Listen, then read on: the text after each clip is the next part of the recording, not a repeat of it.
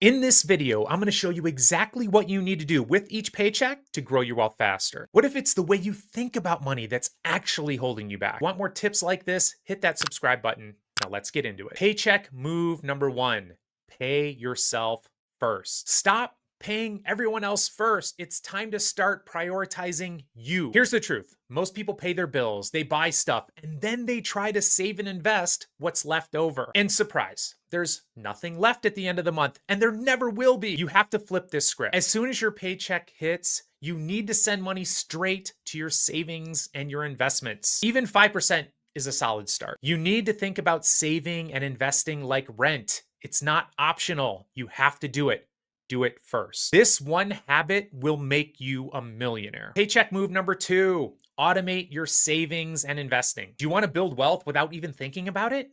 Then do this. Let's be honest, willpower wears out fast, so you really can't rely on it. That's why you need to set up automatic transfers from your checking account to your savings and investing accounts. This makes saving and investing a no-brainer. And before long, you're not even gonna miss it because it's gone before you can even spend it. A great place to start is with an emergency fund. This is where you set aside 3 to 6 months of your expenses. You might want to park it in something like a high-yield savings account. Some of these pay about 5% interest right now. And why is this so important? Because if you have about a $10,000 balance, for example, that's earning about $500 a year, which is way better than the $38 you'll get a year from a regular savings account. And for an emergency fund, this is something that you're not necessarily investing in the market because the market can go up, it can go down, and it could lose value. And this is money you're setting aside in case of an emergency to cover at least 3 to 6 months of your expenses. And automation allows you to set it and forget it, and your money's gonna grow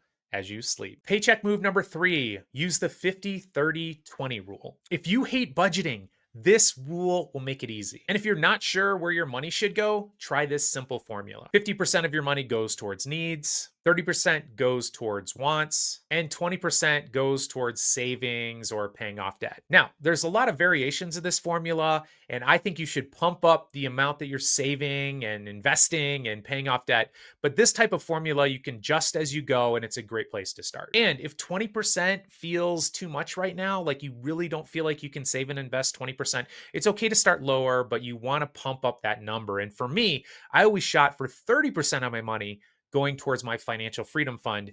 Tough to start with, but that's something to work towards. And here is really the secret sauce. Build a budget that is around your values. Spend your money on what matters most to you. Is it health? Is it family? Is it experiences? Do not do what social media tells you to do. The fact is, too, most people on social media who are flexing all their money and all their fancy stuff, most of those people, when you actually look at their net worth statements, they're actually broke. Many of them have high credit card debt. Don't try to keep up with the Joneses. The Joneses are broke. They're in terrible financial shape. They're fighting every night as they fall asleep because they're terrible with money. Don't become one of them. It's really helpful to keep track of your spending. Look back over the last month. Where did your money go? Is this in line with your truest values and goals? And a great rule, if there's something you want to buy, wait 24 hours before pulling the trigger. A lot of times you're going to realize, this isn't something I really need. This isn't something I can't afford. I'm not even sure where I'm going to put this if I buy this.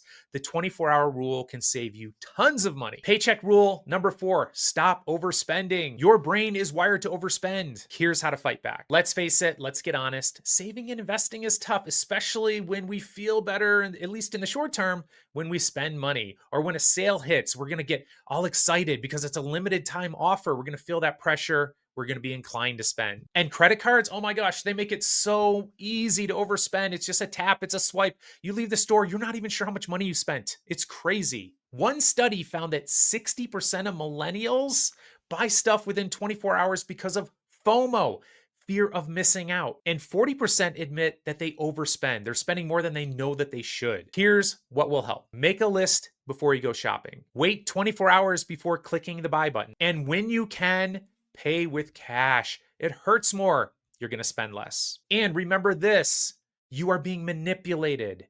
Most deals are just tricks to get you to spend more money. Paycheck move number 5, rewrite your money story. The beliefs about money that you learned as a child could be keeping you broke. Whether you realize it or not, we all have a money story. And in my research, I call them money scripts. We have done studies on thousands of people and we have identified 4 money script patterns. And as I talk about this, I want to think about which one you might have. First, money avoidance. This is where we think money is bad, rich people are greedy, and we unconsciously repel money as a result. Very common if you grew up lower income.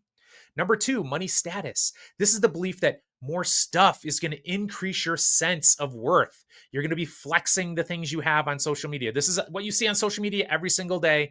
People with money status beliefs. These people more likely to have less money. Ironically, the people flashing the most stuff on social media have the lowest bank account numbers. A third category we found we call money worship. This is where you think more stuff is going to make you happier. Well, guess what? More stuff's going to make you broke. And number 4 was the good one. This is the money script associated with people who end up having money. It's called money vigilance. It's concern about the future. It's a desire to downplay how much money you have now. It's a focus on long-term financial security. That's the mindset you want to cultivate. That's the mindset that rich people have. And ironically, they are less likely to show off their money. Think about that for a second. The people who are showing off their money, what we know about them, they're more likely to have grown up poor and they're more likely to actually have lower income and lower net worth.